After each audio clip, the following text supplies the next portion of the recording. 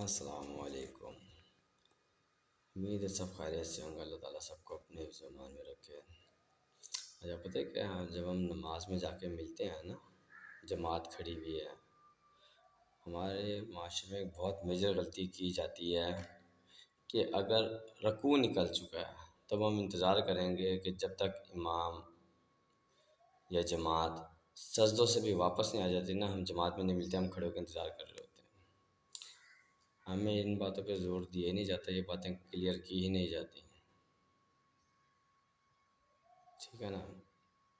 تو اگر ہم قیام میں یا سجدوں میں جا کے مل جائیں، رکعت ہماری چلی گئی، یاد ہے رکعت ہماری چلی گئی، لیکن اگر ہم قیام یا سجدوں میں جا کے مل جائیں، جیسے دو سجدے بھی رہتے ہیں، رکوع سے اٹھا ہے ہم وہیں نیت باندھ لیں اور سجدے میں چلے جائیں، یا ایک سجدہ رہتا ہے یا قیام میں بیٹھی ہوئی جماعت ہم وہاں جا کے مل لیں، تو ہم نماز تو پوری کریں گے، لیکن ہمیں اللہ تعالیٰ ایکسٹرا ان سجدوں کا ثواب دے گا جو ہم نے کیے ہیں۔ کہ اللہ تعالیٰ اتنا بخیل اور کنجوس ہو سکتا ہے کہ ان کو اگنور کرتے جو ہم نے پڑھے ہیں؟ ہم خود اپنی لا علمی کی وجہ سے، صحیح ہے نا، اس ثواب کو گنوا دیتے ہیں۔ میں ایسا کبھی نہیں کرتا، میں فوراً جا کے کوشش ہوتی ہے کہ اگر رکوع نکل گیا تو سجدے میں یا قیام میں جا مل سکتا ہوں، میں فوراً نیت باندھتا ہوں، صحیح ہے نا۔